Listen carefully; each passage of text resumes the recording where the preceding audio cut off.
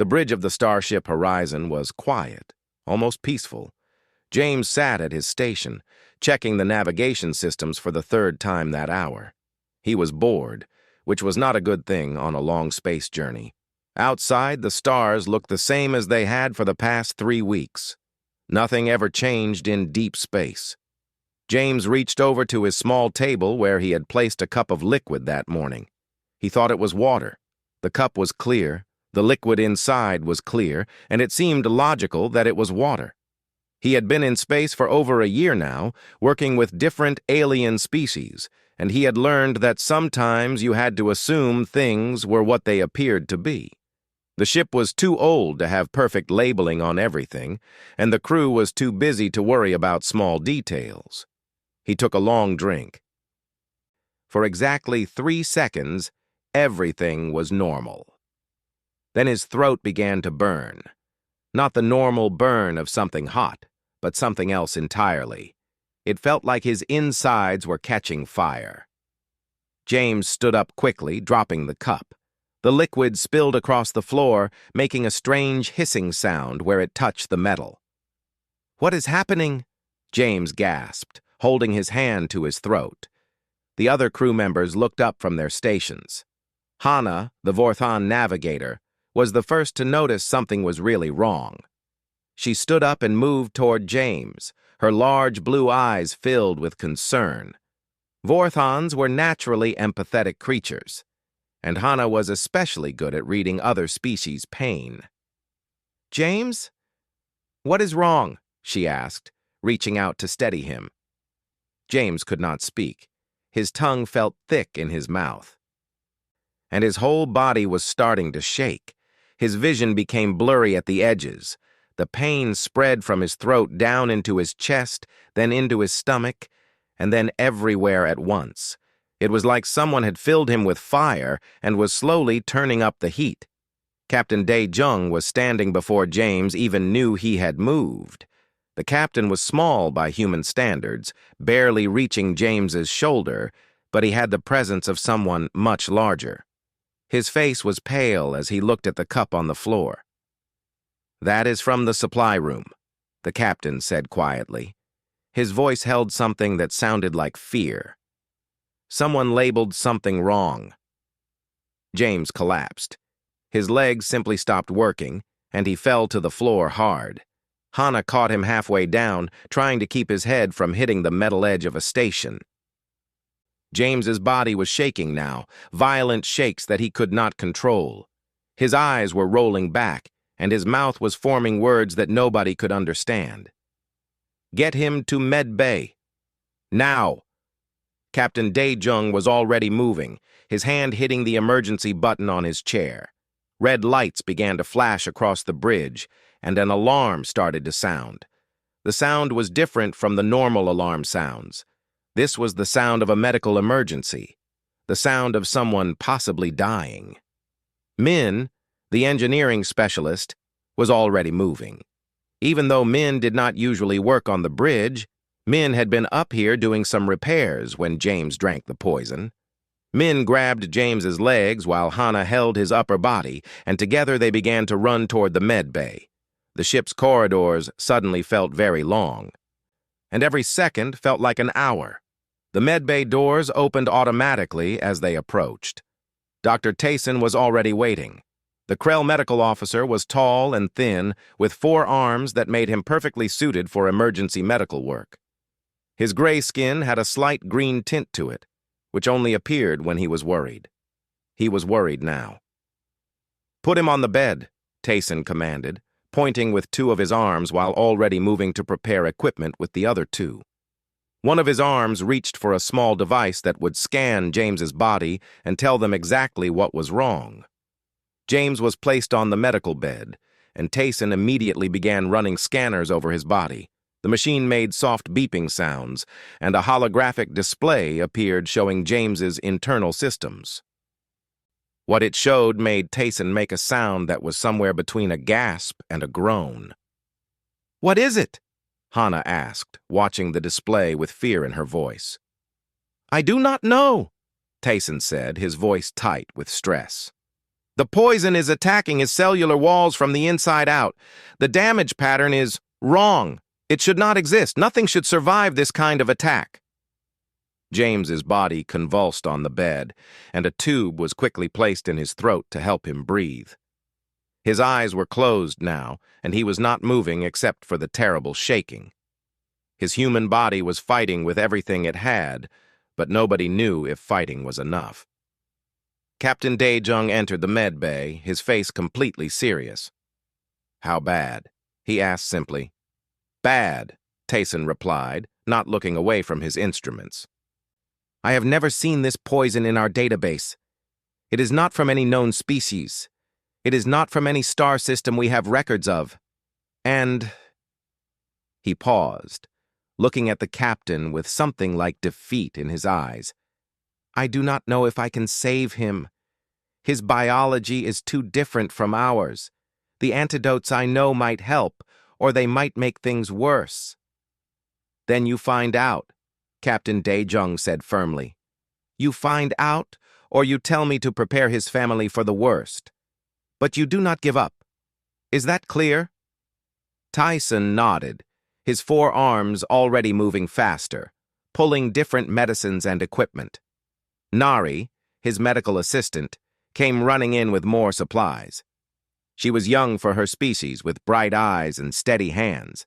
She had been training for 3 years to become a medical professional, and this was exactly the kind of situation she hoped she would never have to face. Hour after hour passed, the med bay filled with the sounds of beeping machines and the soft voices of the medical team working. James's body temperature went up and then down and then up again. His breathing was controlled by the machines now. His heart was beating too fast, then too slow, then too fast again. Hana stayed in the corner of the med bay, watching. Captain Dae-jung left and returned several times, checking on James's condition. The news spread through the ship quickly. A human was dying. One of their crew members, the friendly one who always said good morning and helped people with their work, might not survive the night. By the time midnight came, James was completely unconscious. His body had stopped fighting and had simply given up, shutting down as much as possible to preserve what little life remained. Tayson sat on a small stool next to the bed, monitoring every number, every reading, every small change. His forearms were still, which was unusual for a Krell. Stillness meant he was truly worried. "Stay with us, James," Tayson whispered, though the human could not hear him. "Your species is supposed to be strong. Show me that you are strong." Outside the med bay, the horizon continued through the darkness of space, carrying a crew that did not yet know if their friend would see the morning sun, or if he would simply disappear into the black like so many things did out here. The morning came quietly to the med bay. The machines continued their steady rhythm, beeping and humming, keeping James alive through pure machinery and the skill of Dr. Tayson. The doctor had not slept. He was still sitting on his small stool, his gray Krell skin now looking dull and tired, his forearms resting on the edge of James's bed. He was reading data on a small screen, watching numbers that should have been going down, but instead were doing something very strange. They were going up. Tayson made a small sound, something between confusion and surprise. He checked the reading again. Then he checked it a third time. Then he called for Nari, his medical assistant, who came running in with her tablet already in her hands. "The white blood cells," Tayson said, pointing at the screen. "Look at the count." Nari looked at the numbers and made the same confused sound that Tayson had made. "That is impossible. The poison should be killing them, not making him produce more of them." "That is exactly what I thought," Tayson said, his voice slow and careful. "Which is why I ran the test 3 times. And the count keeps rising. His body is not dying like it should be. His body is fighting back. And it is winning." They both stared at the unconscious human on the bed. James's face was still pale, and his breathing was still controlled by the machine, but something inside him was different. Something was happening that their medical knowledge did not have an explanation for. Captain Dae-jung entered the med bay, and Tayson quickly explained the strange development. The captain's expression changed from worry to confusion to something that looked almost like hope. "This is good news?" Captain Dae-jung asked carefully. "I do not know yet," Tayson admitted. "In theory, yes. If his immune system can produce this many white blood cells this quickly, maybe he can fight off the poison. But I have never seen anything like this rate of production. It should not be possible. The energy required alone should have exhausted him." In the corridors outside the med bay, Captain Dae-jung was speaking with his security chief about how the poison got onto the ship in the first place. The investigation was quick and frustrated. Someone in the supply room had made a terrible mistake. A container of xylothian fruit juice had been mislabeled as water. Only a fool would have done such a thing, and yet someone had. Xylothian fruit juice was known to be lethal to most species. It was so dangerous that it was usually kept in a special sealed container in a locked section of the supply room. The toxins in the juice were complex and varied, attacking different types of biology in different ways.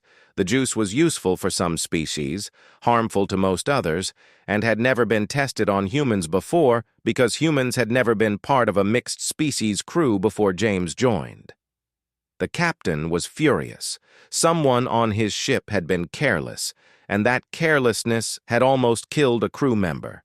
But for now, he had to focus on the present, not the past. He had to focus on James. Back in the med bay, something very strange was happening. The poison was still in James's body, but it was not spreading anymore. Instead, James's cells were actually absorbing small amounts of it into their own structure. Tayson watched this process with growing amazement. It was like James's body was learning what the poison was, and then it was learning how to live with it. "This is adaptation," Tayson said slowly, speaking more to himself than to Nari. "Rapid cellular adaptation. It should take centuries. It should take evolution. But his body is doing it in hours." Jiwoo, the ship's chief researcher, was called down to the med bay. Jiwoo was brilliant, with a mind that could work through complex biological problems quickly.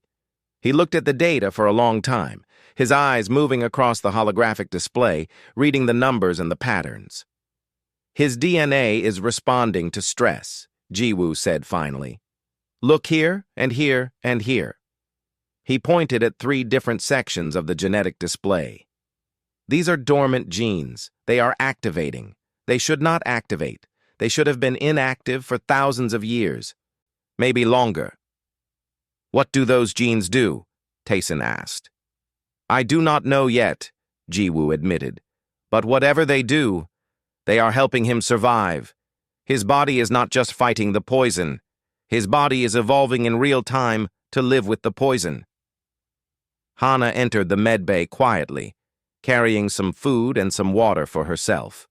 She had also spent the night awake, worried about her friend. When she heard what Jiwoo had said, she felt something shift inside her. The human she had been protecting, the one she had thought was weak and small compared to the other species, was actually something else entirely. "So James is getting stronger?" she asked. "In a way, yes," Jiwoo said carefully. "His immune system is becoming stronger. His cells are adapting. But I do not know if it is enough. The poison is still there, still causing damage. Even if his body can adapt, the question is whether he can adapt fast enough before the damage becomes permanent." The next 12 hours were the longest of everyone's life. James remained unconscious, but his body continued to fight. His temperature stayed high, but not as high as it had been. His heart rate stabilized into a dangerous but stable rhythm. The poison stopped spreading. It did not disappear, but it stopped getting worse. Captain Dae-jung was in and out of the med bay constantly, checking on his crew member. Hana sat in the corner again, watching. Nari and Tayson worked in shifts now, though neither of them really slept. Ji-woo continued to study the genetic changes, fascinated and terrified by what he was seeing. Then finally, at hour 32 of James's ordeal, something changed. The poison in his blood began to decrease. Not disappear completely, but decrease. James's body had figured out how to process it. Not quickly and not easily, but it was happening. "He might survive," Tayson said quietly, his voice filled with something like wonder. "I think he might actually survive this." But even as he said it, nobody knew what would happen next. Nobody knew if James would wake up the same person he had been before, or if the poison and the adaptation had changed him into something else. Nobody knew if the strange genes that had awakened in his body would go back to sleep, or if they would stay awake forever. What they did know was that James's body had done something impossible. It had survived the unsurvivable, and that meant that everything they had ever known about human beings, everything they had believed about this species that had only recently joined the galactic community, might have been completely wrong. 36 hours after James drank the poison, his eyes opened. They were not open all the way. They were just small slits, barely conscious. But they were open, and that was enough to make everyone in the med bay hold their breath. Tyson immediately moved to James's side, checking readings, verifying that the human was actually waking up and not just having some kind of small reaction. "James," Tayson said gently, "can you hear me?" James made a sound. It was not quite a word, and it was not quite a groan, but it was the sound of someone returning to the world. His eyes opened a little more, and he tried to focus on the Krell doctor standing above him. "Water," James managed to say, his voice rough and strange, like he had not used it in a long time. "I need water." Nari quickly brought water, though she was careful to make absolutely sure it was actually water this time. She held the cup to James's lips, and he drank like he had been dying of thirst for years. When the water was gone, he lay back on the pillow and closed his eyes again, though this time he was actually resting, not unconscious. Over the next few hours, James became more alert. His eyes started to stay open longer. He could answer simple questions. He could move his hands and feet. Tayson ran every possible scan on his body, checking for damage, looking for problems, trying to understand what his biology had just gone through. The poison was still there. That was the strangest thing. It was still in his system, but it was no longer spreading or causing damage. Somehow, James's body had learned to live with it. Not just to survive it, but to actually absorb some of it, to use it as a part of his cellular structure. It was like James had eaten poison and his body had said, "Okay, we will just use this." By the time night fell again, James was awake enough to have actual conversations. Tayson was sitting beside him, explaining what had happened. The doctor spoke slowly, using simple words, because James was still tired and confused. "You drank poison," Tayson explained. "Xylothian fruit juice. It was mislabeled as water. The poison was very dangerous, and for almost 2 days, your body was dying. But then something happened. Your body adapted. Your immune system created new cells very quickly. Your genes, they activated in ways we have never seen before." James listened quietly, trying to understand what this meant. "Am I okay now?"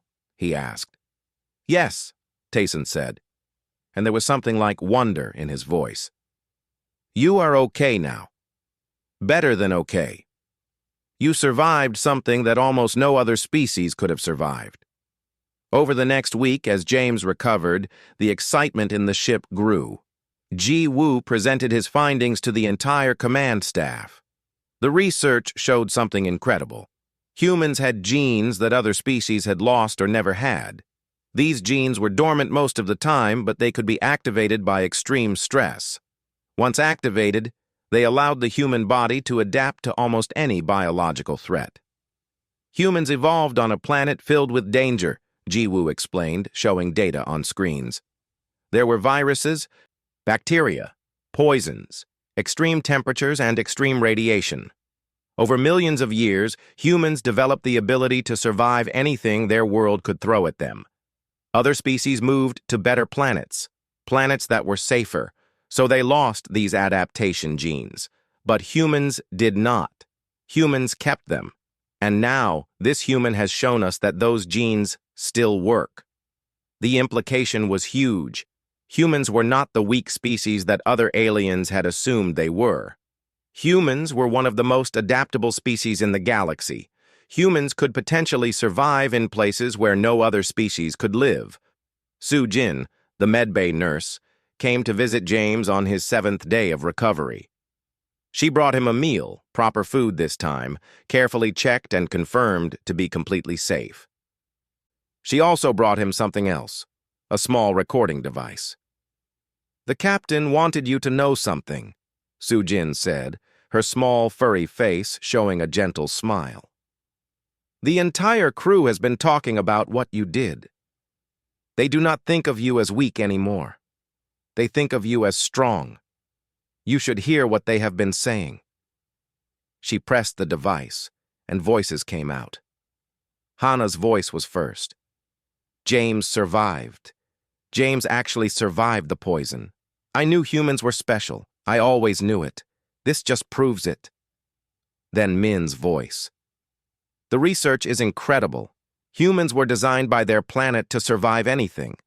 We should be learning from them, not the other way around."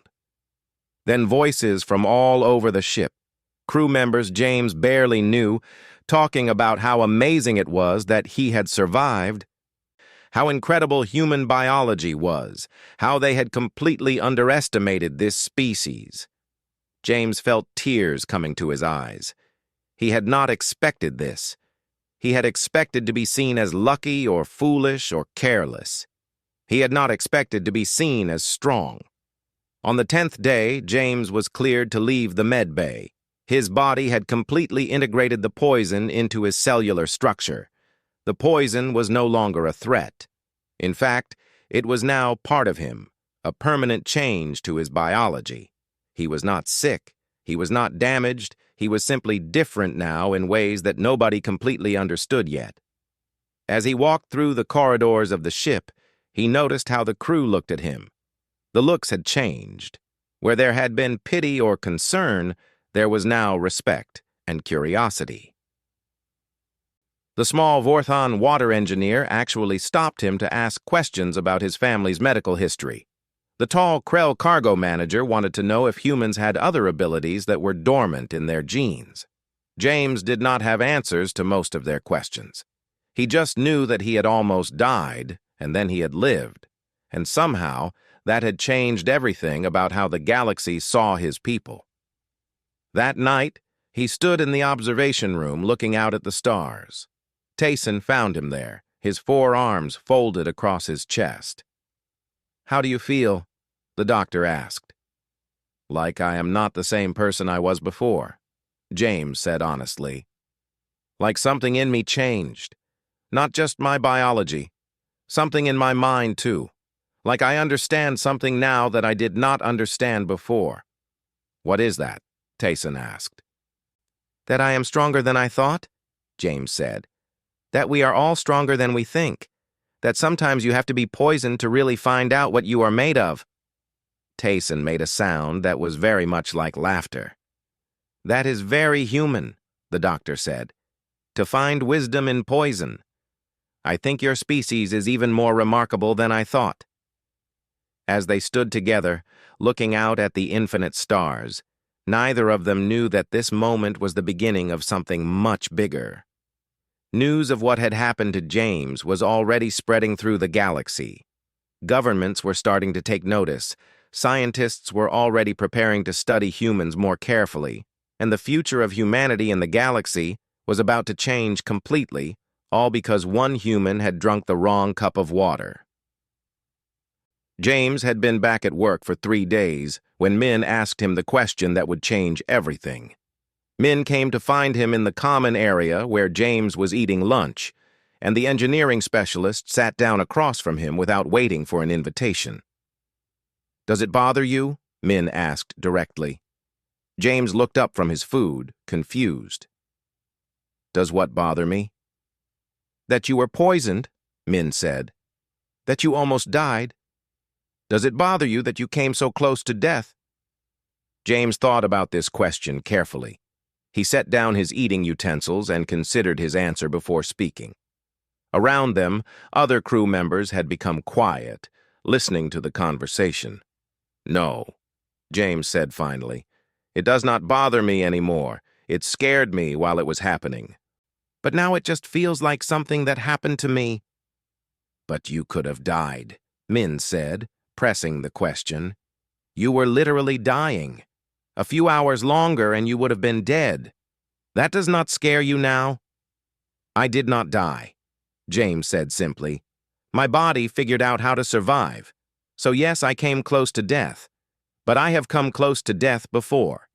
Humans face death all the time. In our history, we have faced disease.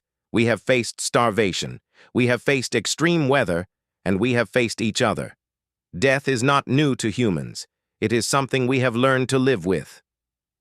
The common area had become completely quiet now. Everyone was listening. Hannah was sitting at a table nearby and she was watching James with intense curiosity. Sujin, the nurse, had paused from her meal to listen. Even some crew members from other departments had drifted over, drawn by the conversation. Tell us about this history, Hannah said, moving closer. Tell us about humans facing death. So James did. He started talking about human history, and as he spoke, he realized that the crew had never really understood what Earth had been like. They did not understand the dangers that humans had faced every single day of their existence. He told them about ice ages, when temperatures dropped so low that most living things died, but humans survived by learning to make fire and build shelters. He told them about plagues and diseases that killed millions, but humans survived by learning to heal each other and eventually to understand the science of medicine. He told them about natural disasters, earthquakes, floods, and hurricanes that killed people, but humans survived by building stronger buildings and learning to predict when disasters would come. He told them about wild animals that hunted humans, and about how humans had learned to hunt back, to make weapons, to work together to survive threats. He told them about deserts where nothing grew, and about how humans had learned to find water in impossible places. He told them about oceans and high mountains, places that should have been impossible to reach, but humans reached them anyway. Every single habitat on Earth was hostile to us in some way, James explained. Nothing was easy, nothing was safe, and yet we survived. We adapted, we learned. We changed ourselves to fit our world, and we changed our world to fit us. This is what humans do. We survive. Min was listening carefully. But that was on your planet. That was millions of years ago. That was evolution. Your body did something in hours that should have taken millions of years. That is something different. Is it? James asked. Or is it the same thing, just faster? My body remembered something that evolution had already done. It remembered that humans are survivors. It woke up genes that had been sleeping, genes that said, we have seen this before. We know how to handle this. We know how to live. That is not new. That is just ancient memory in my DNA. Sujin, the nurse, came and sat down at the table. She was a young member of her species with soft fur and large, intelligent eyes. So you are saying that all humans have this ability? That any human could have survived the poison? I do not know, James admitted. Maybe. Or maybe it was just me and I was lucky. Or maybe something in my particular genetics made it possible. I do not know enough about biology to say, but I think you are right about one thing.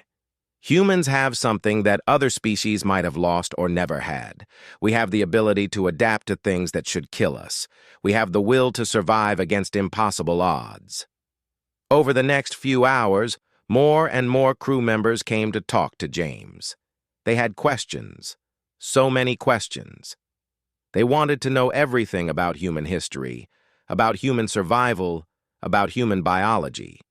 They wanted to understand how a species that had started on such a dangerous planet had managed to become spacefaring. Captain Dae-jung came to find James that evening. The captain led him to a private meeting room and closed the door carefully. "Your story is spreading through the ship," the captain said. "By tomorrow, it will be across our communication network and sent to the Galactic Council. The news that a human survived Xylothian poison is already remarkable. But the story of why, the story of human history and human adaptation, this is something that will matter a great deal." "Is that good or bad?" James asked. "I do not know yet," Captain Dae-jung said. He was being honest, James could tell. "Some species will see you as a threat. If humans are as adaptable as you suggest, then humans could potentially survive almost anywhere. Humans could colonize planets that no other species can reach. Humans could be competitors for resources and space in a way that we have not seen before." "And other species?" James asked.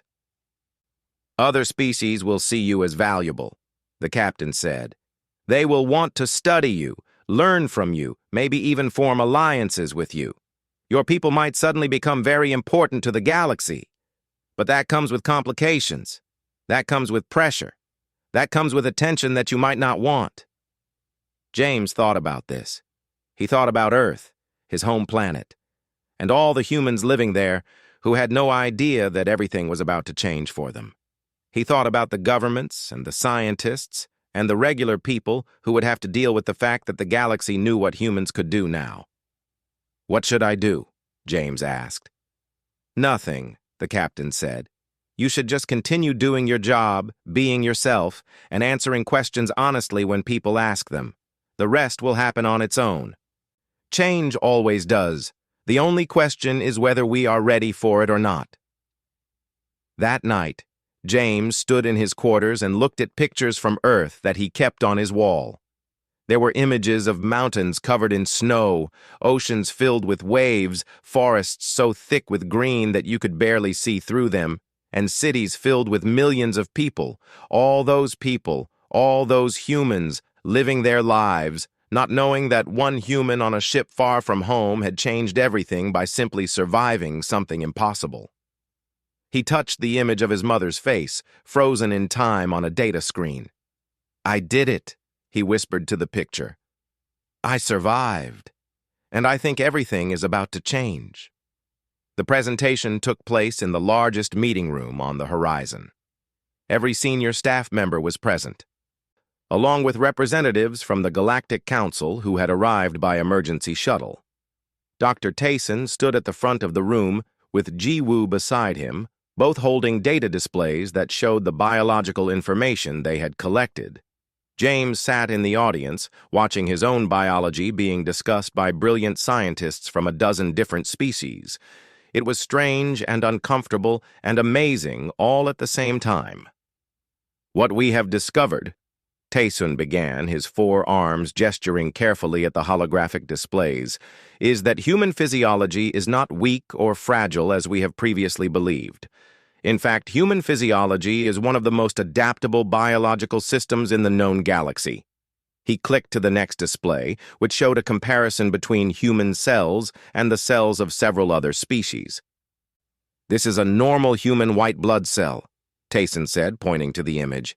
"And this is a Krell white blood cell, which we have always assumed was superior. But look at the structure. The human cell is more flexible. It can change shape more easily. The Krell cell is stronger, yes, but the human cell is more versatile." He clicked again, and now the display showed the genetic data. "These are dormant genes in human DNA," Ji-woo said, taking over the presentation. "They are genes that have been inactive for approximately 15,000 years. They relate to cellular adaptation, immune response, and metabolic flexibility. In most species, these genes would have been lost through evolution as unnecessary, but in humans, they have been kept, preserved in their DNA like an ancient library waiting to be used." "Why would humans keep them?" asked one of the council representatives, a tall being made of what looked like crystalline structures. Because human evolution happened under extreme pressure, Jiwoo explained. Earth is a planet that was not designed to be comfortable. It had ice ages, it had volcanic disasters, it had diseases and parasites and predators. For millions of years, humans had to adapt or die. Evolution did not make humans stronger in a simple way. It made humans adaptable. It made human physiology into a system that could change itself to survive whatever threat came next. The crystal being was silent, considering this information. Tayson clicked to another display, showing the moment when the dormant genes had activated in James's body.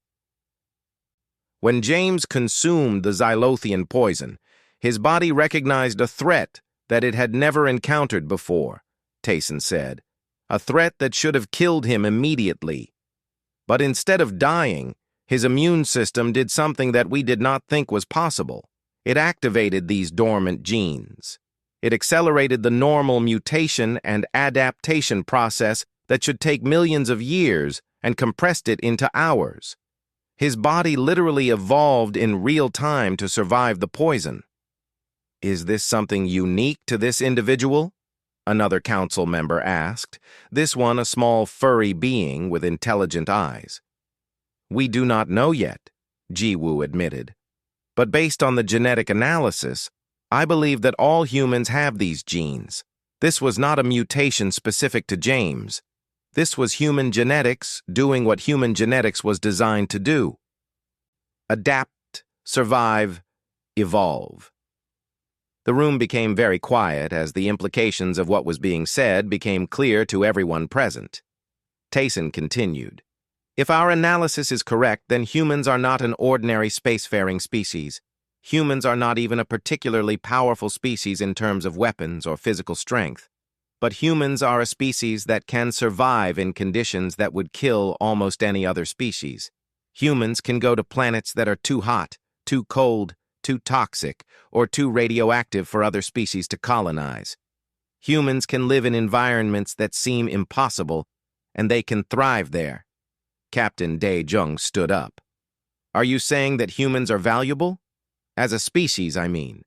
Are you saying that this changes how the galaxy should view them?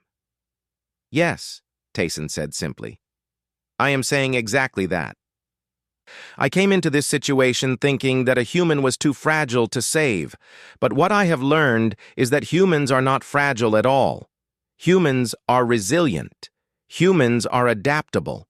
Humans are exactly the kind of species that the galaxy needs for deep space exploration, for colonizing harsh environments, for research in places that are too dangerous for most beings. The crystal being made a sound like wind chimes. This means humanity's value in galactic trade and politics has increased significantly. Humans could become very important. Yes, Jiwoo agreed. Humanity's position in the galaxy has just fundamentally changed. Hana raised her hand. But does this mean that James is now different from other humans? Has he become something else? That is an interesting question, Tayson said. To answer it, I would need to study other humans and compare their genetics to James's. But for now, I would say that James is still human. He is just human who has activated genes that other humans have not activated yet. Whether other humans could do the same thing under the same circumstances, I cannot say with certainty. Over the next hour, the presentation continued. The data was shown. The evidence was explained. By the time it was finished, every single being in that room understood that something fundamental had changed. Humanity was no longer a new species trying to find its place in the galactic community. Humanity was a species with unique capabilities that could be valuable in ways that nobody had previously understood. That evening, Captain Dae-jung sent a message to Earth. The message was long and detailed, explaining everything that had happened, everything that had been discovered. He explained about James drinking the poison and surviving. He explained about the dormant genes and the incredible adaptation. He explained about the decision the Galactic Council was preparing to make regarding humanity's status in the galaxy. News channels on Earth exploded with the information. "Human immune system baffles alien doctors," said one headline. "Earth sent strongest survivor to the stars," said another. Governments began emergency sessions to discuss what this meant for humanity's future. Scientists on Earth started preparing to study the genetics of healthy humans to see if the same adaptation genes existed in Earth's population. James received a message from his mother. He played the video in his quarters, and there she was, tears streaming down her face, telling him how proud she was, telling him that he had done something incredible, telling him that all of humanity was proud of him. He cried when he watched that video. He had never expected to be proud of almost dying. He had never expected that survival would lead to something like this, but it had, and now everything was different. 3 weeks later, James was called to another meeting with Captain Dae-jung and Dr. Tayson. The captain was holding a document on his data screen, and he was smiling. "The Galactic Council has voted," the captain said, "and the vote was unanimous. They want to fund a research initiative. The goal is to study human physiology and human adaptation further. They want to understand your species better. And they want to know what else humans can survive that we did not think was possible." "What does that mean?" James asked. "It means," Tassin said, his gray Krell face showing something that might have been pride, "that you have changed history. Your species is no longer a new species trying to prove itself. You are a species that has unique and valuable gifts. The galaxy is going to invest in understanding those gifts better. And there is more," Captain Dae-jung added. "They want me to continue as captain of this ship, but they also want me to lead the research team. I have asked Dr. Tayson to be my chief of research. And James, they want you to be the human liaison to the research team. They want you to help us understand your species better." James felt overwhelmed. He had wanted to be a simple crew member on a simple ship. He had wanted to do his job and help explore the galaxy. And now he was being asked to help bridge the gap between humans and the galaxy at large. "Will you do it?" Captain Dae-jung asked. James thought about everything that had happened. He thought about his mother watching news feeds back on Earth. He thought about all the humans who would come after him, all the humans who would benefit from this change in how the galaxy viewed their species. "Yes," he said. "Yes, I will do it." And with those words, the human age in the galaxy truly began.